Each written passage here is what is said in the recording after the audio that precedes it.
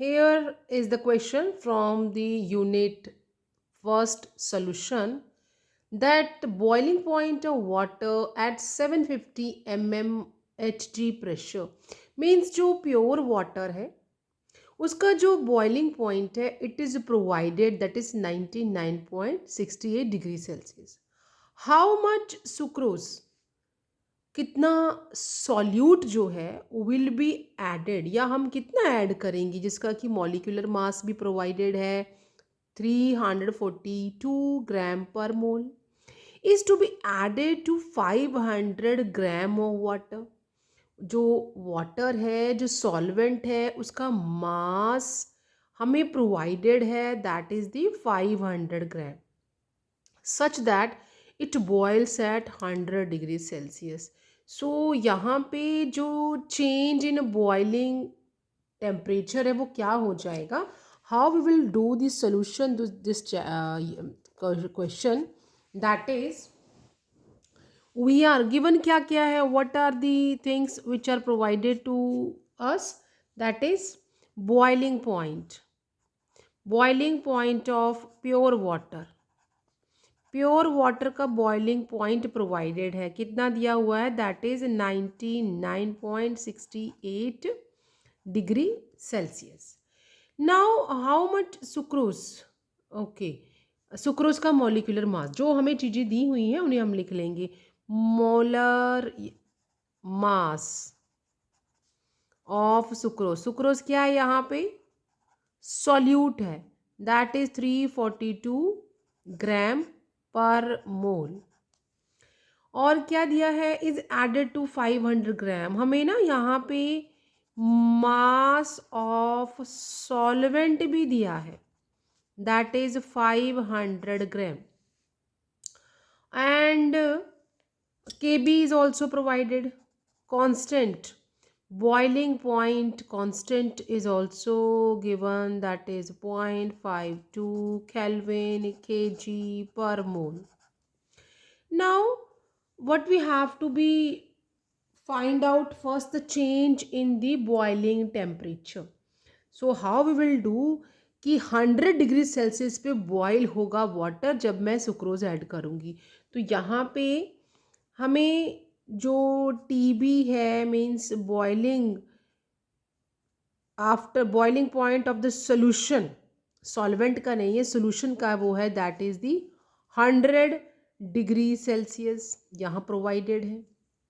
और boiling point of pure water is also provided that is 99.68 degree Celsius यहाँ पे provided है.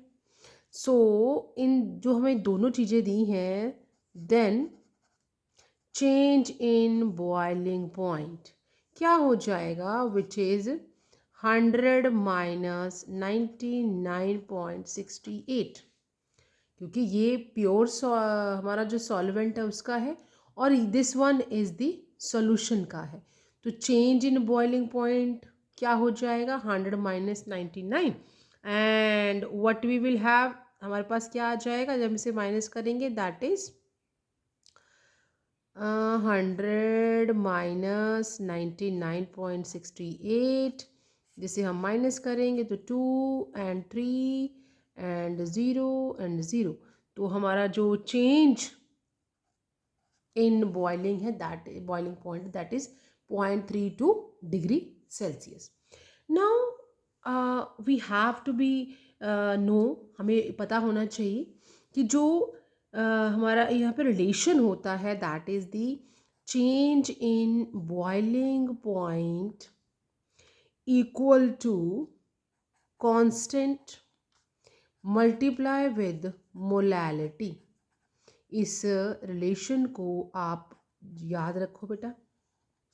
The change in boiling point of a solution यहाँ पे जो चेंज हो गया है सॉल्वेंट जो ऐड किया है जो सोल्यूट ऐड किया है ना प्योर सॉल्वेंट जो सोल्यूशन में कन्वर्ट हो गया on the adding of this sucrose then boiling point में जो चेंज हुआ है वी कैन से दैट ये जो एलिवेशन एलिवेशन हुआ है दैट इज़ द के बी इंटू मोलैलिटी.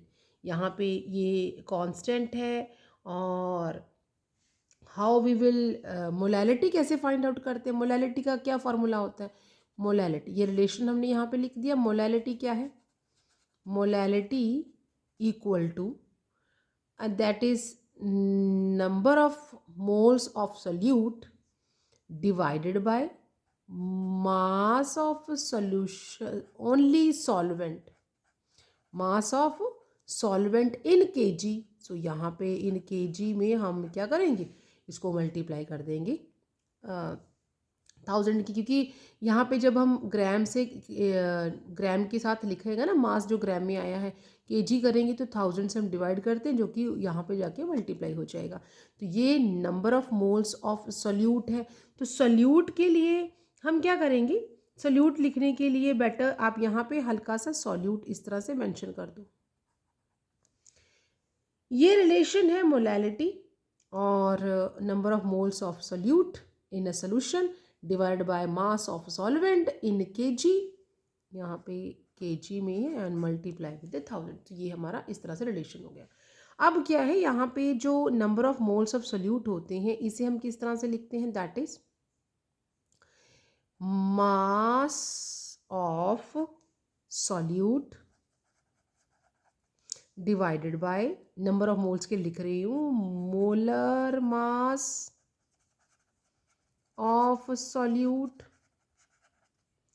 और यहाँ पे तो जैसे पहले लिखा हुआ है हमने मास ऑफ सॉल्वेंट एंड यहाँ पे 1000। ये नंबर ऑफ सॉल्यूट को मैंने एक्सपेंड करके लिख दिया, that is mass of solute divided by molar mass of solute, 1000 का 1000 और सॉल्वेंट मास ऑफ सॉल्वेंट आ गया। अब हम क्या करेंगे, क्योंकि मुझे मास तो दिया ही नहीं है सुक्रोज का, तो यहाँ मोलर मास मुझे पता है, मोलर मास मैंने यहाँ लिखा हुआ है, मास ऑफ सॉल्वेंट भी मुझे पता है, और मुझे ये दो चीज़ें मालूम है, तो मास मुझे सोल्यूट का नहीं पता। तो हम यहाँ लिखते हैं कि लेट अज्यूम जो mass of solute equal to X assume कर लो, देन क्या हो जाएगा, मोलैलिटी क्या हो जाएगी, मोलैलिटी इक्वल टू एक्स, और मोलर मास कितना दिया हुआ है 342 लिखा है मैंने यहाँ पे, क्वेश्चन में भी दिया हुआ है। और that is mass of water कितना है 500 ग्राम, और यहाँ हमने 1000 से इसीलिए ऊपर 1000 लिखा है क्योंकि ग्राम को हम केजी में कन्वर्ट कर रहे हैं। जब हम इसे सॉल्व करेंगे देन ये कट जाएगा इसके साथ, ये कट जाएगा इसके साथ 2 आ जाएगा, और ये कट जाएगा इसके साथ 171। तो क्या हो गया x बाय 171। ये हमारी मोलैलिटी किसके बराबर है, x 171। यहाँ मैंने थोड़ी देर पहले रिलेशन लिखा कि change in boiling temperature equal to K B, जो कि के बी मुझे यहाँ पे क्वेश्चन में दिया हुआ था। मोलैलिटी अभी आ गई है, तो आप इस इक्वेशन को हम क्या मान लेते हैं, लेट अज्यूम दिस और put this equation as a number 1। आप कोई भी alphabet A B C D की इसको ए दे दो या बी नाम दे दो या 1 2 3 जो भी आपका दिल कर रहा है, अल्फ़ाबेटिकल लिखेंगे तो आप ए या बी या सी नाम देंगे, अगर हम डिजिट दे रहे हैं तो ये इक्वेशन 1 हो जाएगी। इसमें मोलैलिटी की वैल्यू यहाँ पे सब्स्टिट्यूट कर दो, तो क्या हो जाएगा, that is delta change in temperature equal to K B कितना दिया हुआ है वो भी दिया है हमें 0.52, ठीक है। और हमारा जो मोलैलिटी है वो भी आ गया, दैट इज़ x 171 अभी हमने फाइंड आउट किया है। तो उसके बाद क्या हो जाएगा, दैट इज़ जब हम यहाँ पे और इक्वल टू मेरे पास ना चेंज इन टेम्परेचर भी आ गया था, दैट इज़ 0.32 विच इम्प्लाइज 0.32, और इसे क्रॉस मल्टीप्लाई कर लो यहाँ पे 171 divided by 0.52 equal to x। तो ये जब हम यहाँ पे इसकी हम सारा इसको सॉल्व करेंगे तो x की वैल्यू आ जाएगी। अभी इसको अगर हम यहाँ से इसको हटाते हैं तो इजीली ये जो पॉइंट्स हैं वो कट हो जाएंगे।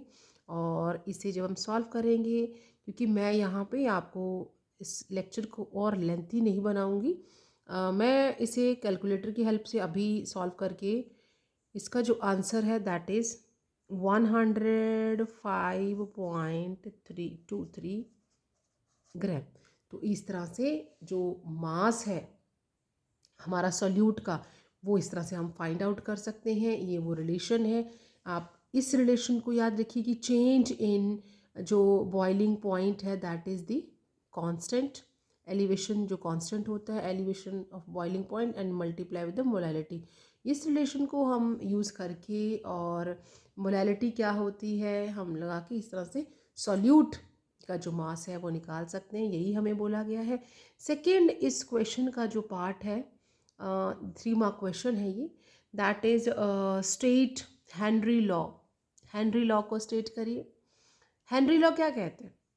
What about the solubility of gas in, किसी भी सॉल्वेंट के अंदर जो गैस है वो किस तरह से डिज़ोल्व हो जाती है विद प्रेशर। तो यहाँ पे जो हेनरी लॉ है, how we will define the Henry law, that is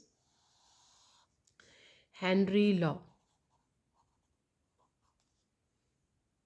Henrys law क्या कहता है? That is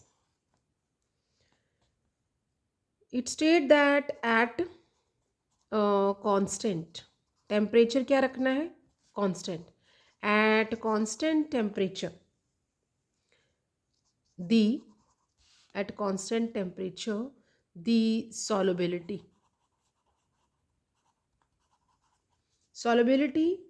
of a gas in a liquid, temperature क्या रखना है हमने?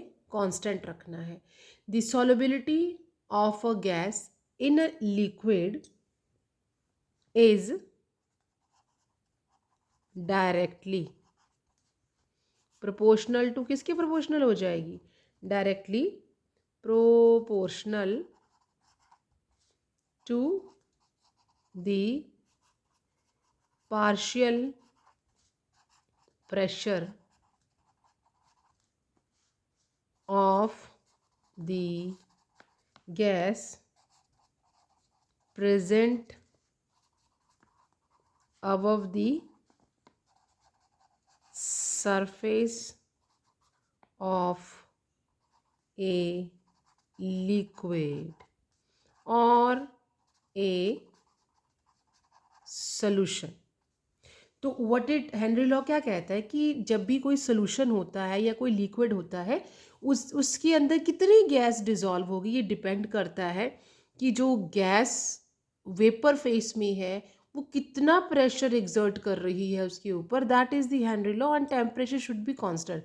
सो at a constant temperature the solubility of a gas in a liquid is directly proportional to the partial pressure, means the pressure exerted by a gas over और above the solution. जितने particles vapour phase में होंगे, जितना वो pressure लगाएंगे उतने ज़्यादा वो उसमें डिजॉल्व होगा। So partial pressure of the gas present above the surface of a liquid और सोल्यूशन। इसका हमें एप्लीकेशन बतानी है। एप्लीकेशन में we are having the that's helium cylinder for the scuba divers, ये भी आप लिख सकते हैं। और how we will get the, जो बिवरेजेस होते हैं, जो कोल्ड ड्रिंक्स हैं, how they are get packed under high pressure. तो आपने एक एप्लीकेशन लिखनी है। इसकी एप्लीकेशन जो है means where it is used, application का है you can write that to pack the soft drinks. So जो सॉफ्ट ड्रिंक्स होती हैं जिसमें कि कार्बन डाइऑक्साइड जो है वो हाई प्रेशर गैस है, कार्बन डाइऑक्साइड वो सोल्यूशन बना मीन्स लिक्विड के अंदर जो डिज़ोल्व कर दी जाती है। So to pack the soft drinks carbon dioxide is packed in bottles under high pressure means ज़्यादा pressure होता है and carbon dioxide is getting dissolved in the solution. So see you in the next video with the previous year questions, and for any doubt give me a comment in my comment box.